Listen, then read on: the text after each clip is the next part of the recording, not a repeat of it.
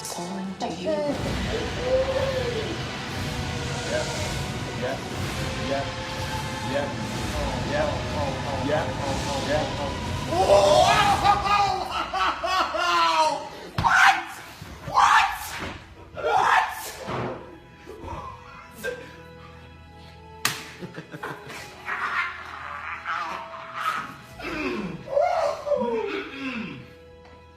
Come on, Kylo Ren. So that intro that you just saw was a reaction video of John Boyega, who is in the Star Wars The Force Awakens movie that's coming out in December, and he's one of the main characters, and so he hasn't seen the full trailer, or the final trailer. I'll put a link in the description for the full video. You've probably seen it by now, but if you haven't, I'll put a link in the description. The first piece of news that I have, the World Health Organization has done some research and studies and found that bacon and other type of processed meats can actually cause a certain type of cancer, colorectal cancer. They found that a 50-gram portion of these specific types of meats can increase this risk of cancer by 18%, which is not a lot. I kind of had a feeling that bacon and other mostly processed meats weren't good for you in the first place.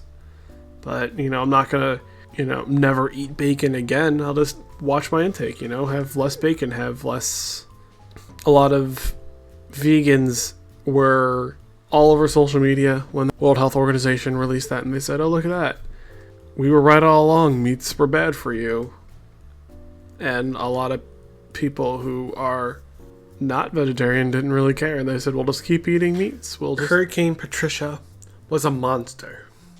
Thanks to very warm ocean waters aided by a strong El Nino, Hurricane Patricia had unprecedented maximum sustained winds of 200 miles per hour and a low pressure at its peak Friday.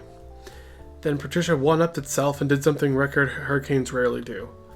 It held on to Category 5 winds when it made a landfall Friday night. Most hurricane records occur when a storm was way out in the ocean.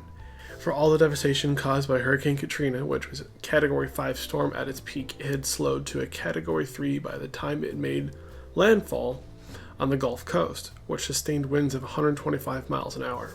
Patricia hit near Quimala, Mexico, as a Category 5, with winds estimated to be 165 miles an hour. Fortunately, the landfall area on the Pacific coast was sparsely populated, and storm began losing power quickly. Within 3 hours, it was down to 130 miles an hour, and there were no reported deaths by the Mexican government as of Saturday morning, which I think is really, really lucky and really fortunate for Mexico. They had a lot of damage, but there wasn't. Patricia became only the 8th hurricane in recorded history to make landfall in the United States or Mexico as Category 5 status.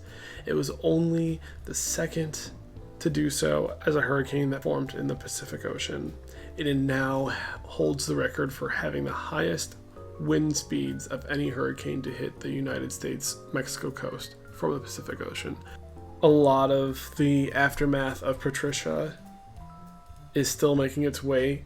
It's not a tropical storm anymore, but it's a lot of the big, heavy rainfall is coming through, Texas, and kind of hitting up that way, northeast. And I think we're gonna, here in St. Louis, we're gonna get a little bit of the tail end of some of the rain. I remember when we had a tropical storm, I think it was Tropical Storm Bill, cut through. And we got a lot of rain from that, and the Mississippi River was very flooded. It was just a mess. That's all the news I have for today. Thank you so much for watching, and I hope to see you in the next video.